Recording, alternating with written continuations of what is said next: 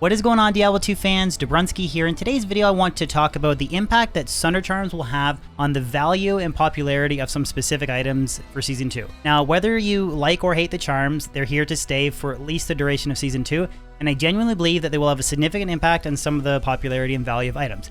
I do want to clarify one thing before I jump into this list, which will include 10 items that I think are going to significantly change, but popularity refers to relatively common to find items that are just useful. So I think you're going to see a shift in some of those items. So an example would be like Talrash's Mask, a popular item to drop. It's not super valuable, but it is useful. So that kind of determines popularity versus just 5 increase in value. So for example, a 5/5 Lightning Facet or Death's Fathom or Griffin's Eye. Those are very valuable items that are worth a lot. I think that you're going to see an impact of both of these types of item kind of classification with the introduction of these charms.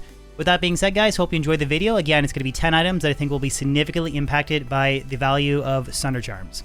So let's jump in. So the first item on my list is the Rising Sun Amulet. Now in the past, it wasn't a very popular amulet because fire damage dealing characters were really stifled in areas that they could magic find. They're really relegated to like the Ancient Tunnels, maybe the Mausoleum, and Daryl farming, Mephisto, etc. Got a little bit better in patch 2.4, but with the introduction of Sunder Charms, fire damage dealing characters can pretty much magic find anywhere. So this is an amulet that with the +2 to fire skills will equal the same damage output as say Mara's, for example, or a really good caster amulet. But the major plus to this amulet is the plus absorb fire based on character level. If you're playing on a very high level character, you can get an insane amount of fire absorb, which can basically render your character completely immune to fire damage and even actually have fire damage heal you. Now this is actually a really nice complement to a fire Sunder Charm because it's going to apply a lot of negative fire resistance to your character. So if you don't quite have the charms or the inventory or maybe other pieces of gear like Flickering Flame to cap out your fire res, having an insane amount of fire absorb will help negate a large portion of that negative fire res, and that's really why I think you're going to see a ton more fire damage dealing characters kind of gravitate towards using this amulet over sort of the common meta of Mara's and +2 caster amulets. So the next item on my list is the Snow Clash Battle Belt. Now typically most sorceress builds almost always revolved on either a 3-piece Tal set using Tal's Belt or Arachnid's Mesh, and that was kind of always the meta and still going to be a popular choice. But I think that with the introduction of Sunder Charms and a Blizzard Sorceress technically being able to farm every area in the game now, I think a lot of people that want to rock pure damage setups are going to gravitate towards using this belt. It adds +2 to Blizzard, so it's going to be obviously more raw damage than Arachnid's Mesh, but it also has Cold Absorb. This is again a key complement to the massive negative resistance on a Cold Sunder Charm. Now typically the value of resistances is usually Lightning is first, Fire is second, Cold's third, Poison's last. But you still don't want to have like -75 cold res. If you're farming, you're going to get hit with a Frost Nova and you're probably going to die unless you have a CTA buff. So the cold absorb will be a good complement if you don't have completely capped out res. And this belt will also provide more raw damage. So if you're going to farm everywhere as a Blizzard Sorceress, I think this is going to be a lot more popular choice of a belt in comparison to Arachnid's Mesh and Talrash's Belt. So the next item that I want to discuss is Flickering Flame. Now technically it is a rune word, but I think that the value of this rune word has shot up drastically because of the resist fire aura that is granted to you. This will completely negate, if you happen to have the Vex rune and have the helmet, any of the negative fire res penalty that's associated with the Sunder Charms. I believe you can get up to, I think, plus 90% fire res, so that is insane. In addition, you get +3 to fire skills, negative fire res, mana, max fire res, half freeze duration, and poison length reduced by 50%.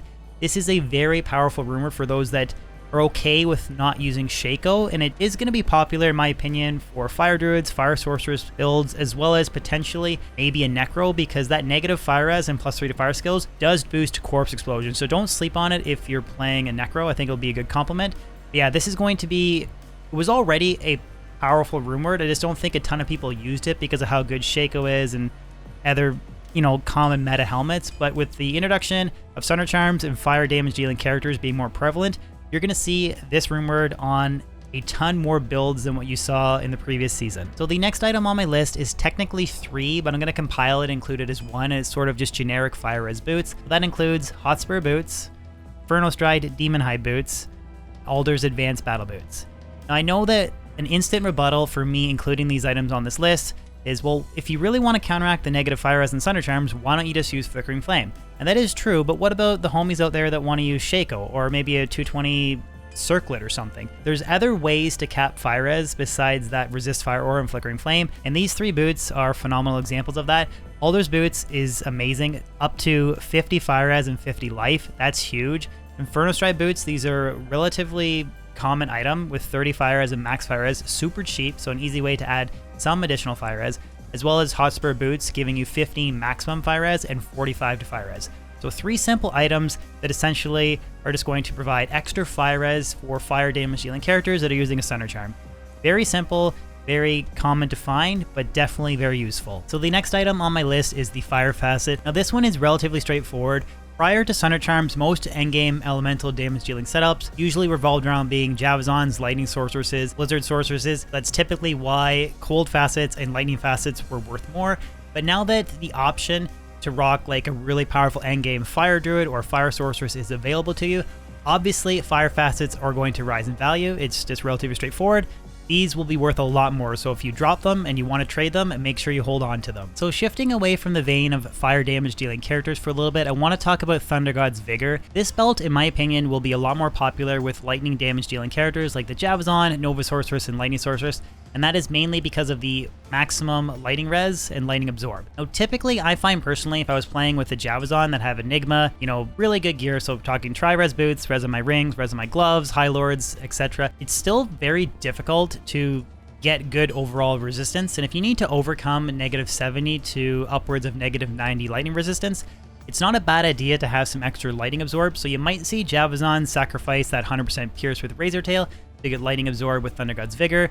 Again, you might see the same with lightning sorceresses. If they've already hit that 117 FCR breakpoint, why not sacrifice 1 skill worth of damage on Raka's Mesh or some lightning absorb just to be a little bit stronger, because souls are going to kill a lot of players if you don't have decent res. You can't have, again, that -70 to 90 res penalty. You can't be floating around in the negatives and then expect to not get run over by souls. So I think you're going to see a lot more people gravitate towards using Thundergod's Vigor. The next rumored on my list is one of the most expensive rumors that you can make, and that is Phoenix, the X-Vex low jaw for what could be argued as the best shield for any fire damage dealing character. Now, I know that there was niche uses for this rumored in the past, like you could use it on maybe a Zealot if you wanted to increase your damage as a shield, because it does have a lot of extra raw ED. You could use it on the offhand for Javazon for a source of mana recovery with Redemption Aura, but typically it was not really a popular endgame setup, again, because fire builds were largely stifled in patch 2.4 and basically for all of the past of Diablo 2.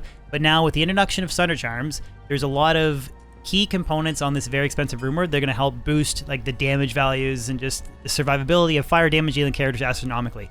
We already know there's going to be more fire damage dealing characters, but the addition of a big source of negative enemy fire res plus life, you have maximum lightning and maximum fire res, tons of fire absorb and a redemption aura, just makes this a super powerful shield. It's going to be, in my opinion, as popular as Infinity, just because it's going to be, again, such an astronomical damage increase for fire damage dealing characters. And again, it has like max fire res, absorb to counteract the negative res from Sunder Charms. Going to be very expensive, but a lot of your endgame fire setups are typically going to be using these more frequently than what you would maybe in the past see on characters like a Javazon or a Lightning Sorceress using Spirit. It's going to be a lot more popular. So the next item that I want to discuss is Sandstorm Treks. Now these boots on their own, they've always been decent. Faster Realm Walk, FHR, Strength, Vitality, as well as Repair Durability in 20 seconds. A massive poison resistance bonus, and that's really the main reason why I included these boots. If you want to, let's say, rock a Plague Mercenary with a Poison Javazon or maybe a Poison Necro, you're using a Sunder Charm and you need a simple way to negate the massive negative poison res penalty, Sandstorm Treks might be the boots for you. Now I know a lot of people argue poison resistance is the least kind of worrisome resistance that you need to handle, and that is true. I do agree with that, and a lot of people have kind of rebutted on my stream, well, you can drink a bunch of antidote potions, and that is true as well. But I personally find that type of gameplay relatively annoying. Like, I don't want to go to the vendor every run to buy a bunch of antidotes, or I don't really want to be doing a bail run and then have to leave and go back and talk to the healer, Mala, just to kind of negate that massive like poison resistance on wave 2. If you have very low negative poison res, you're gonna have to either drink a ton of pots or go back to town or carry antidotes. This is just kind of like a easy way to negate that, and so that's why Sandstorm Trek's made my list. So the second last item that I want to showcase is Eschuta's Temper. This has always been a very interesting item because it was never very valuable to a lightning damage dealing character. Typically, Hodo was a better all-around setup, or Crescent Moon was better for pure damage. It was always this sort of like in-between item. And again, Fire Sorceress builds were typically never used because they were very stifled in terms of areas that they can magic find. But now this orb is going to be the choice for pure damage fire setups. With a really good like 5/5 fire facet and plus 20% fire damage, upwards of having like, if you're in the range of a level 30 to 35 fireball fully synergized, it will add upwards of 3,000 additional damage. Now, if you already have Sunder monsters with like Phoenix and Flickering Flame brought down to close to negative 100 fire res, adding an additional 3k fire damage is like adding 6k, so it's sort of like the Death's Fathom equivalent of a fire damage dealing build now.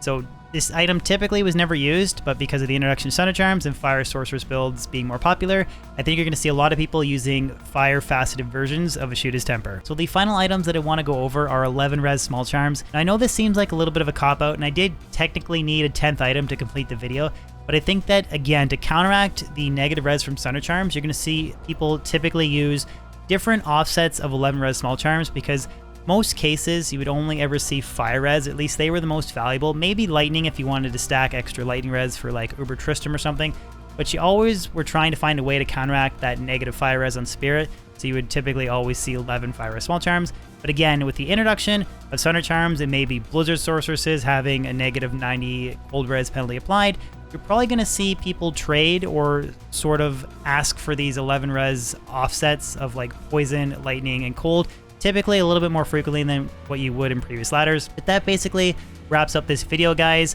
Let me know in the comment section below if you guys agree, disagree, would tweak anything, you think I missed a major item. Some of it was tailored towards fire because I think that's been the significant change here, is Sunder Charms enables fire characters to be viable end game. But again, any feedback is welcome. If you guys enjoyed the video, if you could throw a like on it, that'd be awesome. And I'll catch you guys on my next video or live stream. Peace out.